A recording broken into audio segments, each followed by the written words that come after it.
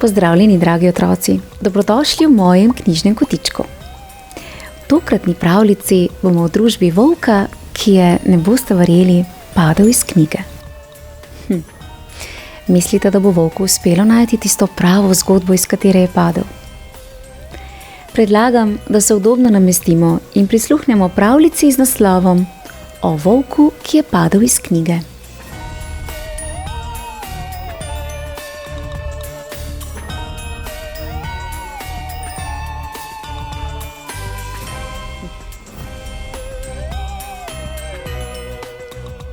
Na Zoinih knjižnih policah je bilo natlačenih toliko knjig, da je ena izmed njih nekega dne padla na tla, ven pa je skočil volk iz zgodbe.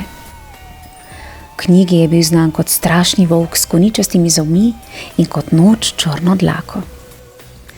Toda zdaj, ko je bil čisto sam v Zoini sobi, ki je ni poznal, je bilo volka iz zgodbe zelo strah.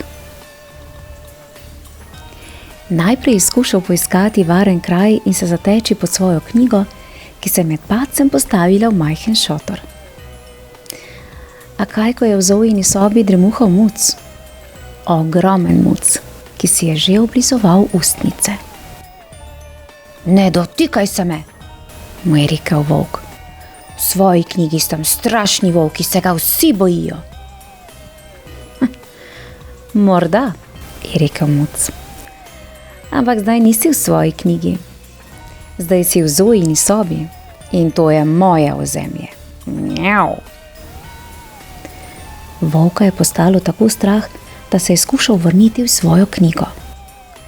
Toda ovca ga je brcnila ven, ker je v zgodbo prišel prezgodaj. Kaj delaš tu? Prezgoden si. V tej zgodbi se volk pojavi pozneje.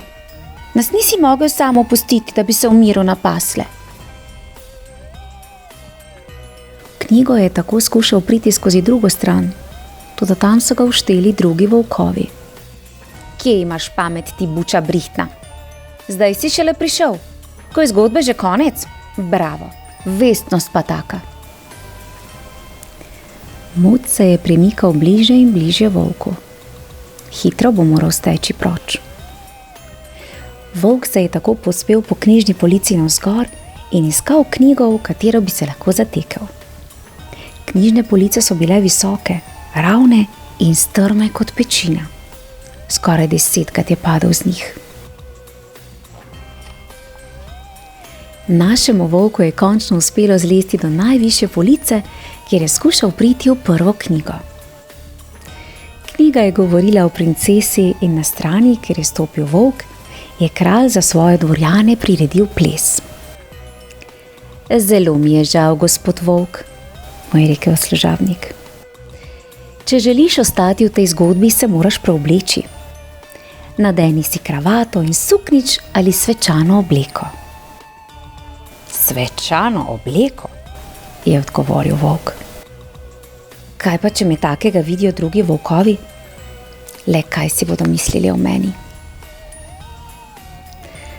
Služabnikom ni preostalo drugega, kot da volka brcnejo iz knjige. Toda zunaj je nanj še vedno prežal muc. Zato je volk skušal priti v drugo knjigo. V tej knjigi je bilo vse zelo čudno. Svet okrog njega mu je bil popolnoma neznan. Za seboj je nenadoma začutil premikanje. Fant moj, je rekel dinozaver. V tej knjigi ne boš mogel ostati. Izbral si napačno časovno obdobje. Zamenjati bi te moral nekdo od tvojih prednikov. Zate je tukaj nevarno. Živali v tej zgodbi so bile gromozanske in nevarne. Niti malo niso bile izobražene. Obnašale so se kot prazgodovinske živali. Zaskrbljen jo je volk hitro odsvoril iz knjige. Mjau, tisto knjigo zapri kar se da močno, mu je rekel muc. V Zojini sobi nočem imeti nobenih prazgodovinskih živali. Volk je naključno izbral še eno knjigo in stopil vanjo. Znašel se je v širnem gozdu.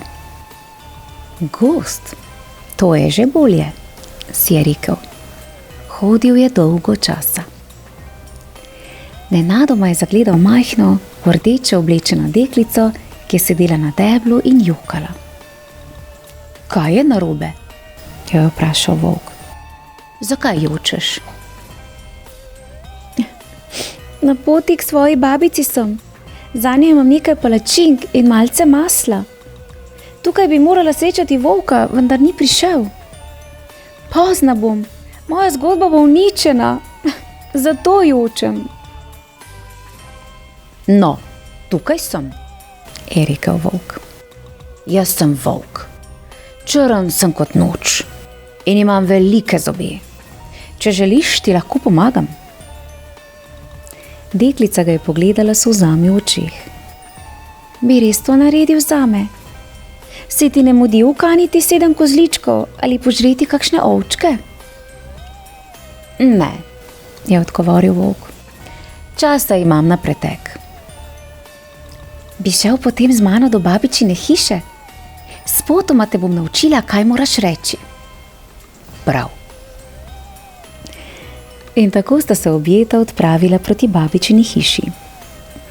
Na cesti sta se razšla, da bi zabavala otroke.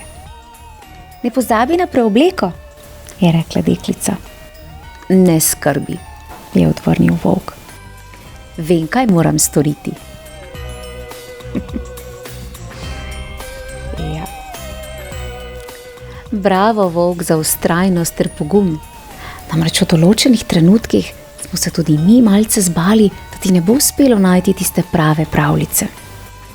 Vse pohvale pa tudi deklici Zoji, ki očitno zelo rada prisluhne pravljicam in zgodbam, saj so njene knjižne police kar šibijo pod težo lepih besed. Z vsakim prebiranjem novih pravljic Zoji bogati svoj svet domišljije, ki jo spremlja skozi življenje ter svoj besedni zaklad. Otroci, v mojem knjižnem kotičku pa lahko prisluhnete še slovenski pravljici, nastali izpod peresa pisateljice Mojceje Podgoršek z naslovom O volku, ki je iskal pravljico. Prijazno vabljeni k poslušanju. Lepo se imejte, naj pravljice bogatijo vaš vsakdan, prinašajo smeh, pogum in toplino v srce.